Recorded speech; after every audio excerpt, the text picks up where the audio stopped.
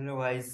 अस्सलाम वालेकुम। कैसे हैं आप? सब ठीक हैं? स्टूडेंट्स, आज की क्लास में हम लैब परफॉर्म करेंगे। ठीक है, लैब किसकी परफॉर्म करेंगे? क्योंकि इससे जो प्रीवियस वाला लेक्चर है वो हमारा नॉन रिलेशन डेटाबेस का लेक्चर है। इसमें हमने डायनामो डीबी को डिस्कस किया था, जो एडब्ल्यूएस की डेटाबेस है हमारे पास। ठीक है, इससे जो प्रीवियस लेक्चर है, अभी जो आप ये वाली वीडियो देख रहे हैं मेरी, इससे प्रीवियस लेक्चर मैंने बनाया था एडब्ल्यूएस के ऊपर। हमने वो पढ़ा था जिसके अंदर हमने डायनामो डीबी को डिस्कस किया था। डायनेमो डीबी को हमने डिस्कस किया था। डायनेमो डीबी क्या होती है? एडब्ल्यूएस की एक नो सीक्वल या नॉन रिलेशन डेटाबेस होती है हमारे पास। नो सीक्वल या नॉन रिलेशन डेटाबेस होती है। और इसको हमने डिटेल में पढ़ा था कि वहां पे क्या क्या चीजें होती हैं, इसके फंक्शंस कौन से होते हैं, इसको किस तरह यूज किया जाता है। आज हम इसको प्रैक्टिकली देखेंगे कि प्रैक्टिकली हम इसके ऊपर काम एक्चुअली किस तरह कर सकते हैं। हमने एडब्ल्यूएस की जो रिलेशन डेटाबेस है, जो एसक्यूएल डेटाबेस है, वो तो हमने पढ़ लिया, उसकी लैब भी परफॉर्म कर लिया हमने प्रीवियस लेक्चर के अंदर। बट आज हम पढ़ेंगे कि जो डायनामो डीबी है उसको एक्चुअली रियल टाइम हम किस तरह यूज कर सकते हैं, वहां पे किस तरह काम किया जाता है। ठीक है, जो मेरी प्ले लिस्ट है इस यूट्यूब चैनल के ऊपर डेटाबेस मैनेजमेंट के नाम से, वहां पे जितनी भी डेटाबेसेस हैं वो सारी मोस्टली, बल्कि आई थिंक सारी वो रिलेशनल डेटाबेस ही की हैं। ठीक है, लेकिन वो आप जरूर देखें, उसके अंदर आपको डिटेल में ये बताया गया है कि जो रिलेशनल और नॉन रिलेशनल के अंदर क्या फर्क होता है, एक्चुअल डेटाबेसेस कितनी टाइप की होती हैं, उनके अंदर क्या क्या डिफरेंस होता है, उनका स्ट्रक्चर का कैसा होता है, उनका स्कीमा कैसा होता है, वो सारी चीजें मैंने वहां पर डिस्कस की हैं। इसलिए यहाँ पे मैं ज़्यादा डिस्कस नहीं करूंगा, यहाँ पे डायरेक्टली हम चलते हैं और डायनामोडीबी की लैब करते हैं।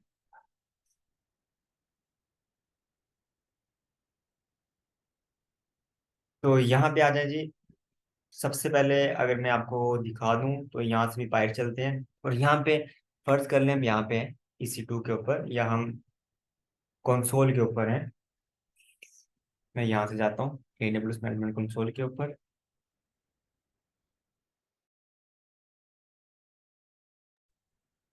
तो जब भी लॉगिन होंगे तो आप यहाँ पे लैंड करेंगे इस पेज के ऊपर। अब आप अगर आप इस पेज के ऊपर है तो अब हमने क्या करना है, डायनामो डीबी को यूज करना है। अगर हमने एसक्यूएल डेटाबेस चाहिए, ओरेकल, माई एसक्यूएल, पोस्टग्रे, कोई भी चाहिए, तो हम कहाँ पे जाएंगे? RDS के अंदर जाएंगे। ठीक है, रिलेशन डेटाबेस है क्योंकि इसके अंदर वो सारी रिलेशन डेटाबेस मौजूद होती हैं।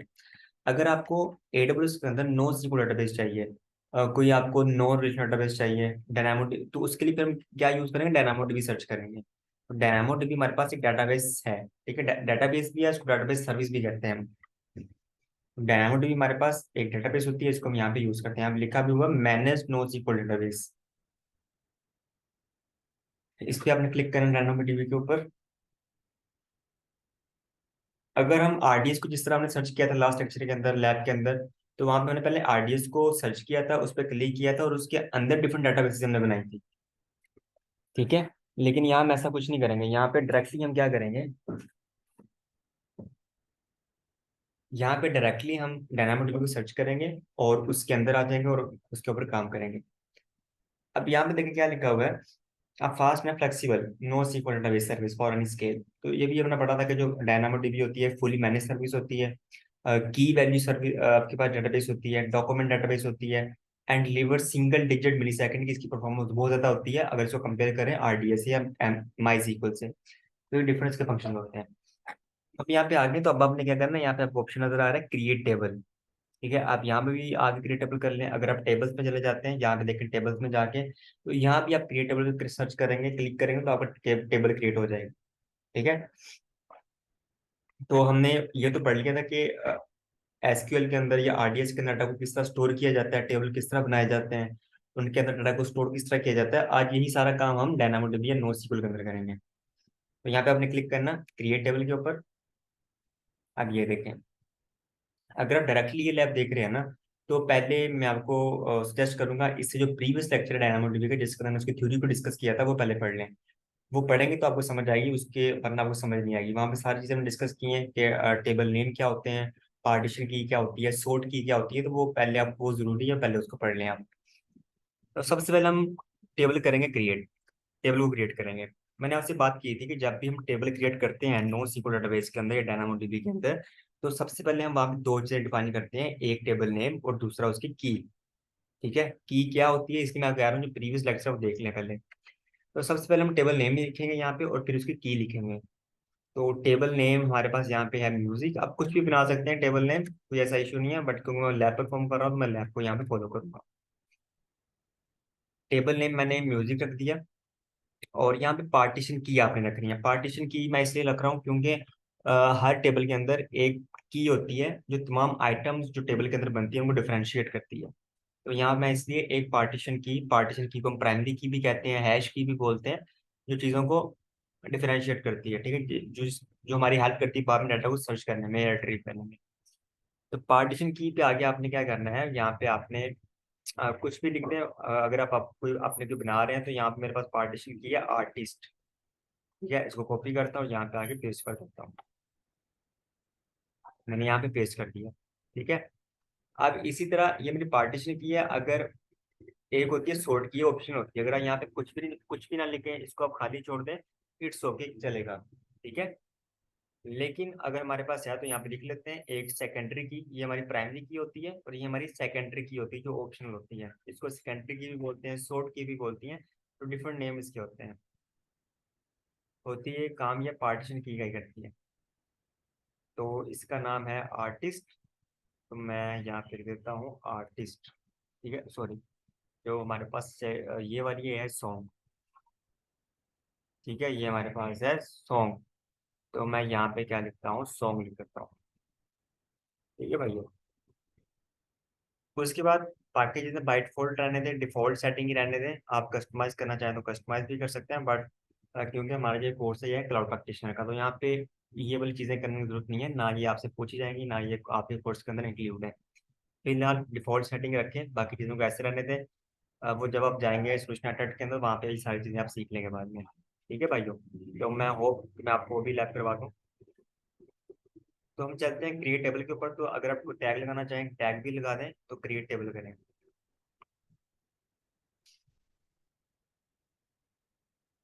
हमारा टेबल क्रिएट हो रहा है जिसका हमने नाम म्यूजिक रखा था। यहाँ पे देखें स्टेटस का क्या आ रहा है, क्रिएटिंग।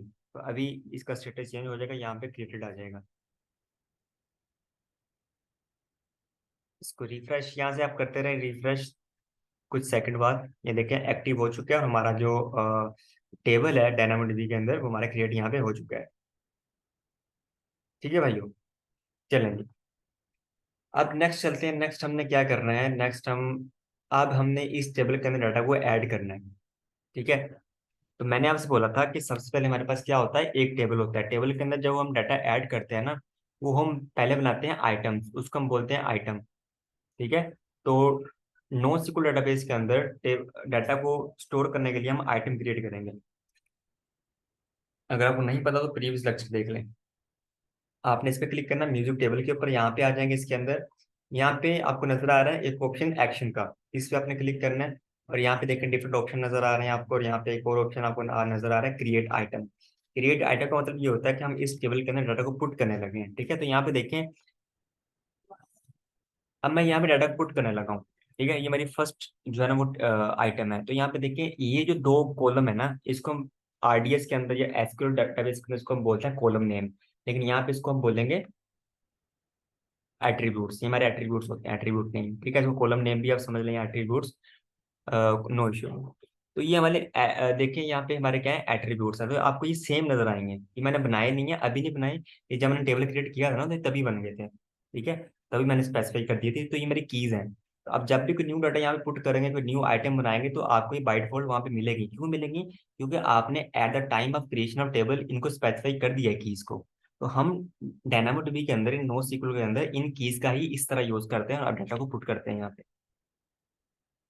ठीक है भाइयों, तो यहाँ पे देखें इसकी अब यहाँ पे वैल्यू लिख लेते हैं। आर्टिस्ट हमारे पास कौन है, पिंक फ्लॉयड, ये मुश्किल सा नाम है। इसको यहाँ से कॉपी करते हैं और यहाँ पे हम पेस्ट कर देते हैं। इसी तरह सॉन्ग के अंदर हम कोई डाटा पुट कर रहे हैं, ठीक है, कि किसी सिंगर का डाटा पुट कर रहे हैं, तो यहाँ पे कंट्रोल भी कर दिया। अब देखेंगे तो थी कीज जो आपको स्पेसिफाई करनी ही करनी थी। ठीक है, अगर आपको एडिशनल डाटा यहाँ पे ऐड करना है तो किस तरह करेंगे, अब यहाँ पे आपको नजर आ रहा है ऐड न्यू एट्रीब्यूट्स, तो आपने यहाँ पे क्लिक करना है। ठीक है, तो यहाँ पे एट्रीब्यूट्स आप कह रहा है आपने जो डाटा स्टोर करना है उसका फॉर्मेट क्या है, स्ट्रिंग है, नंबर है, बुलियन है। तो हमने स्ट्रिंग यहाँ पे स्टोर करना है। तो स्ट्रिंग स्टोर करने के लिए यहाँ पे उसका एट्रीब्यूट लिखेंगे, कॉलम नेम लिखेंगे, तो कॉलम नेम के अंदर हम यहाँ पे लिखते हैं एल्बम, और यहाँ पे एल्बम की वैल्यू भी लिख देते हैं एट्रीब्यूट की। जिस तरह हम माई सीक्वल के अंदर कॉलम के नीचे, कॉलम नेम के नीचे उसका डाटा लिखते हैं, इसी तरह यहाँ पे एट्रीब्यूट्स के आगे उसकी वैल्यूज लिखते हैं। ठीक है, सेम वही काम है। इसी तरह अगर आप ऐड न्यू एट्रीब्यूट करें तो एक और रो ऐड हो जाएगी यहाँ पे। और सॉरी, इसको स्ट्रिंग नहीं हमें रखना। यहाँ पे आपने अगर कोई नंबर स्टोर करवाना है डेटाबेस के अंदर तो आप यहाँ पे नंबर सेलेक्ट करेंगे। नंबर सेलेक्ट किया, और यहाँ पे आपने लिखना है ईयर। ये जो सॉन्ग है, जो एल्बम है, कब रिलीज हुई, तो यहाँ पे उसका लिखते हैं 1973 में रिलीज हुई। और यहाँ पे आप क्लिक करें क्रिएट आइटम, तो आपकी जो आइटम है टेबल के अंदर वो क्रिएट हो जाएगी। ठीक है, तो ये देखें, आपका एक टेबल है। ठीक है, आपका एक टेबल है, उसके अंदर हमारी एक आइटम क्रिएट हो चुकी है। ये दो क्रिएट हुई हैं। एक्चुअली यहाँ पे इशू आ रहा है, मैं पहले भी लैब परफॉर्म कर रहा था, तो इसलिए जो है ना मैंने उसको क्रिएट नहीं किया, तो पहले से क्रिएट है ये। तो उसकी आपने टेंशन नहीं लेनी, जब आप क्रिएट करेंगे तो आपके पास सिर्फ एक ही क्रिएट होगी। तो ये देखिए, मैंने उसको रिफ्रेश किया तो एक गायब होगी मेरे पास। ठीक है, ये जी, ओके जी, ये टेबल है। टेबल के अंदर मेरा जो वो स्टोर हो चुका है, वैल्यूज मेरी स्टोर हो चुकी है, एक आइटम बन गई है। ठीक है, एक सिंगर का डाटा यहाँ पे सेव हो चुका है। इसी तरह अगर आप कोई और दूसरा डाटा सेव करना चाहें, दूसरे स्टूडेंट का, दूसरे सिंगर का, तो आपको फिर एक आइटम क्रिएट करनी पड़ेगी। उसको हम बोलते हैं आइटम, क्रिएट आइटम। तो फिर आपको क्रिएट आइटम पे क्लिक करना पड़ेगा इस तरह, तो न्यू डाटा आपका स्टोर हो जाएगा वहाँ पे। ठीक है, मैं आपको दिखा भी देता हूँ। तो ये अब हमने स्टोर करना है यहाँ पे। तो अब मैं क्या करता हूँ, आपने जाना है यहाँ पे, और यहाँ पे क्लिक करें क्रिएट आइटम पे। तो देखें, जब भी आप जितनी दफा भी क्रिएट आइटम करेंगे, जितनी बार भी आप न्यू डाटा पुट करेंगे, तो आपको ये दो चीजें हमेशा नजर आएंगी। इसको आप डिलीट नहीं कर सकते, ना खाली छोड़ सकते हो।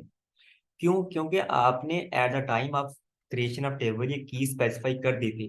तो DynamoDB के अंदर जब कोई की स्पेसिफाई कर देते हैं, तो आपको हर आइटम के अंदर मिलती है, यूनिक मिलती है। तो ये यूनिक ही होंगी आपके पास। ठीक है, आर्टिस्ट, सॉन्ग, तो ये आपको यहाँ पे लिखना ही पड़ेगा कॉलम नेम।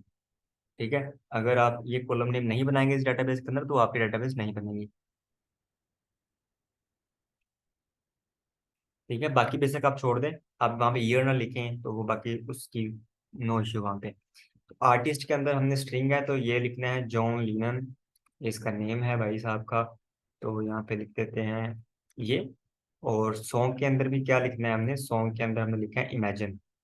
एक इमेजिनरी सॉन्ग है हमारे पास, जिसको आप सिर्फ इमेजिन कर सकते हैं। ठीक है, अब ऐड न्यू एट्रीब्यूट्स करना है, तो ऐड न्यू एट्रीब्यूट्स हम कर लेते हैं। ये देखिए, ऐड न्यू एट्रीब्यूट, और यहाँ मैं कहता हूँ मैं स्ट्रिंग ऐड करना चाहता हूँ। और स्ट्रिंग के अंदर मैं क्या लिखना चाहता हूँ, एल्बम स्टोर करवाना चाहता हूँ, एल्बम नेम से कॉलम बनाना चाहता हूँ।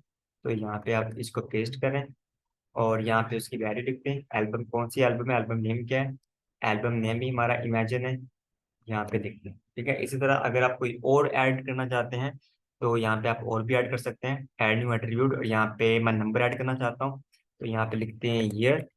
और यहाँ पे आप लिखते हैं ईयर के आगे कि एल्बम कब रिलीज हुई थी, 1971। ठीक है, कोई नुस्रत की लग रही है हमें तो। अब देखें, अगर मैं कोई और एट्रीब्यूट करना चाहता हूँ यहाँ पे ऐड तो कर सकता हूँ। ठीक है, अब उसकी वैल्यू मैं कुछ और रख देता हूँ, मैं उसको ये लिख जनरल लिख देता हूँ उसको।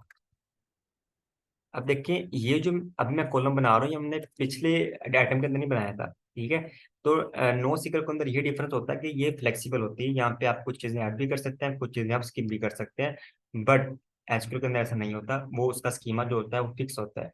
वहाँ पे आप कुछ भी खाली नहीं छोड़ सकते, कोई भी कॉलम नेम के नीचे वैल्यू खाली नहीं छोड़ सकते। ठीक है, यहाँ पे आप देखो, यहाँ पे अगर मैं कोई ईयर ना बनाता कॉलम नेम या एट्रीब्यूट, तो ये बन जाती, कोई ऐसा इशू नहीं आता मुझे, क्योंकि नो सीक्वल है। तो आपने ये चीज़ याद रखनी है। तो ये हमारी एक न्यू आइटम क्रिएट हो गई है। ठीक है, अब मैं क्या करता हूँ, इसको क्रिएट पे क्लिक करना, तो मेरी दो आइटम क्रिएट हो जाएंगी एक टेबल के अंदर। एक टेबल है जिसका नाम म्यूजिक है, तो इसके अंदर दो मेरे पास सिंगर्स हैं, उनकी इन्फॉर्मेशन यहाँ पे स्टोर हो गई है। ठीक है, यहाँ पे आपको नजर भी आ रहा है कि आर्टिस्ट और सॉन्ग, ये तो आप जब भी कोई न्यू आइटम बनाएंगे, जब भी न्यू सिंगर का डाटा ऐड करेंगे, तो ये आपको हमेशा हर आइटम के अंदर देखने को मिलेगा, क्योंकि हमारी प्राइमरी और सेकेंडरी की हैं, तो की कॉमन होती है, आपको हर दफा देखने को मिलेंगी। लेकिन बाकी जो कॉलम है ना, एल्बम, जनर, ईयर, ये ऑप्शनल होते हैं। इनमें से अगर कोई स्किप भी कर दें तो इट्स ओके। यहाँ पे देखें, ये मैंने कॉलम यहाँ पे बनाया है फर्स्ट आइटम के अंदर, दूसरे के अंदर मैंने नहीं बनाया, ये एम्प्टी है, नो इशू। ठीक है, मुझे कोई एरर नहीं दे रहा। लेकिन ये काम आप वहाँ पे नहीं कर सकते, आरडीएस के अंदर नहीं कर सकते, वहाँ पे कोई भी आप उसको ब्लैंक नहीं छोड़ सकते। अब मैं एक और आइटम क्रिएट करना चाहता हूँ, तो आपने भाइयों क्या करना है, क्रिएट आइटम पे सिंपली क्लिक करना है, और यहाँ पे देखिए आर्टिस्ट सॉन्ग फिर मुझे नजर आ रहा है। ये आप इसको डिलीट भी नहीं कर सकते। ठीक है, क्यों नहीं? क्योंकि आपने at the time of creation of table उसको बना दिया था, स्पेसिफाई कर दिया। तो ये चीज़ आपने याद रखनी है, मैं बार बार रिपीट इसलिए कर रहा हूँ ताकि आपको याद रहे। अब इसकी वैल्यूज लिख लेते हैं भाइयों। इसी तरह सॉन्ग क्या लिखना है हमें, सॉन्ग के गैंगम स्टाइल, वाह क्या सॉन्ग है। ऐड न्यू एट्रीब्यूट करते हैं, तो ऐड न्यू एट्रीब्यूट के अंदर भी उसको हम बोलते हैं कि आप ऐड कर दें स्ट्रिंग को। ठीक है, और इसका कॉलम नेम क्या रखना है हमने, एल्बम। ये हमारा एल्बम कौन सी है,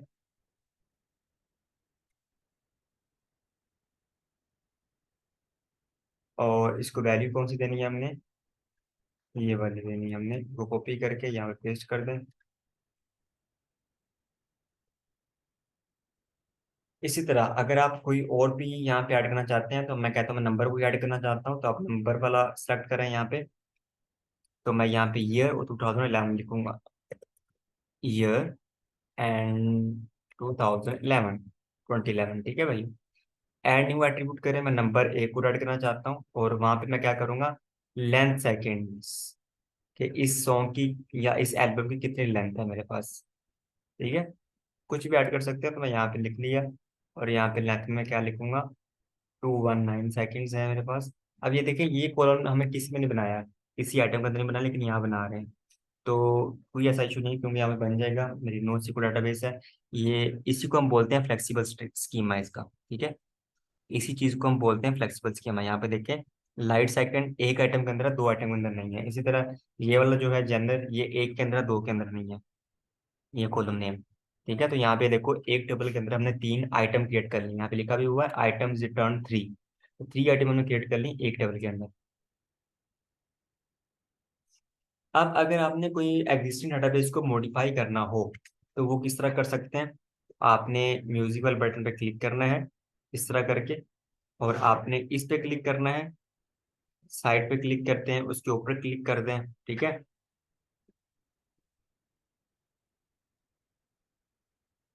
और यहाँ पे अगर मैं क्लिक करता हूँ एडिट आइटम, तो इसको एडिट करें। अगर आप इसको डिलीट करना चाहते हैं डिलीट भी कर दें, डाउनलोड करना चाहते हैं डाउनलोड भी कर लें सीएसवी फाइल के ऊपर।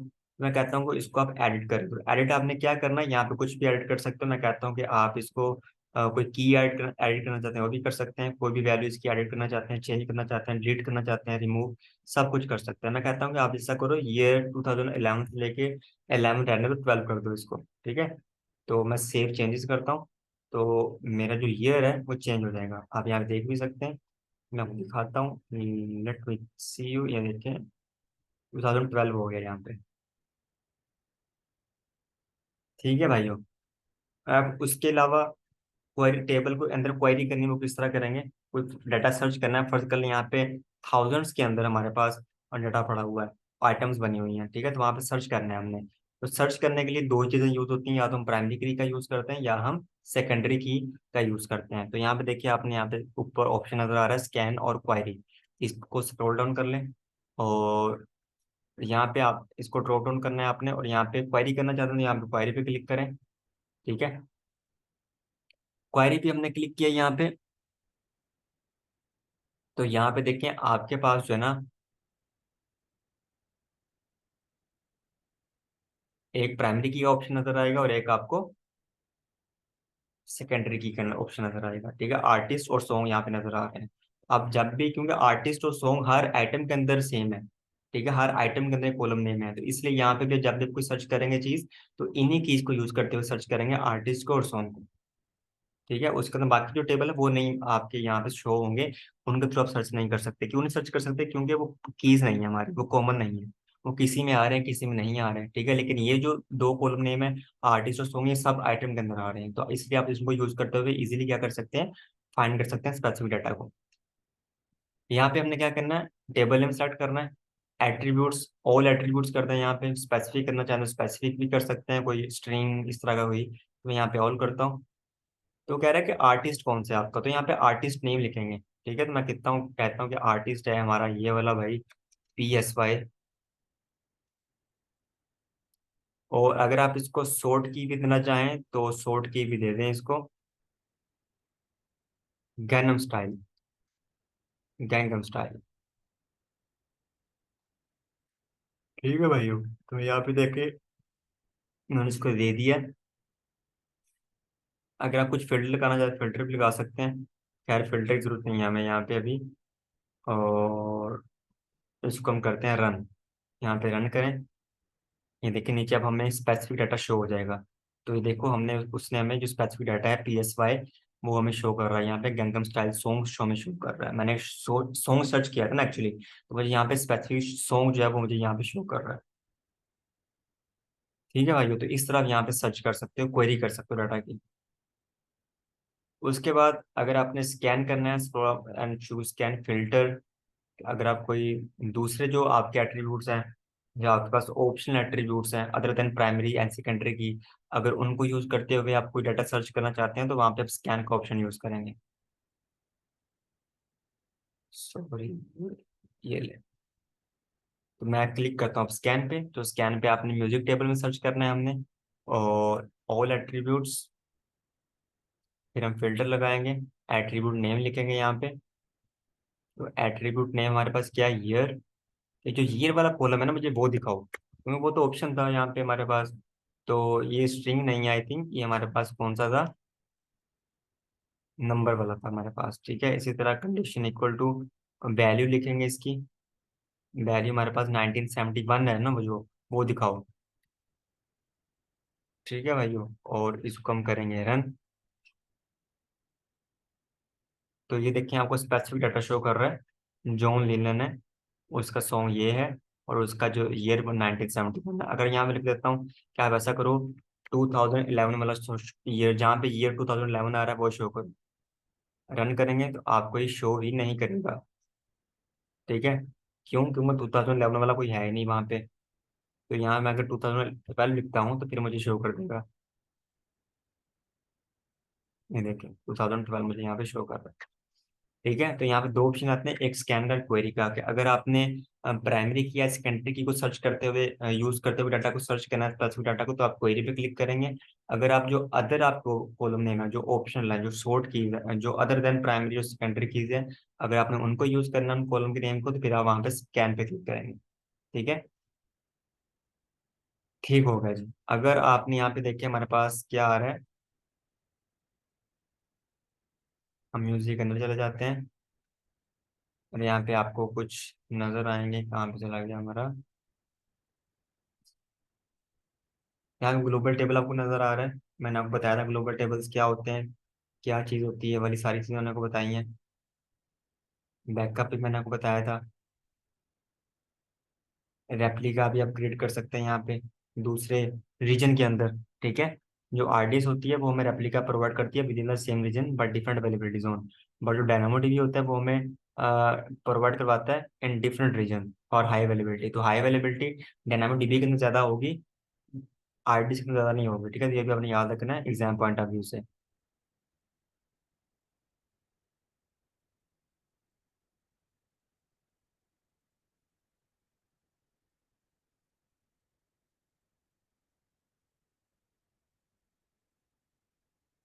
ठीक है भाइयों, यहाँ तक समझ आ गई है? कोई क्वेश्चन यहाँ पे है तो मुझसे पूछ लें, फिर हम नेक्स्ट मूव करते हैं।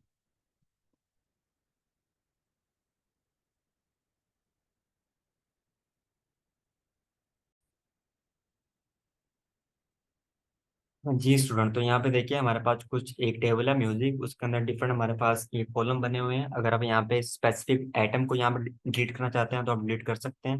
यहाँ पे ऑप्शन नजर आ रहा है डिलीट का, तो इस पर क्लिक करें और डिलीट कर दें, डिलीट हो जाएगा।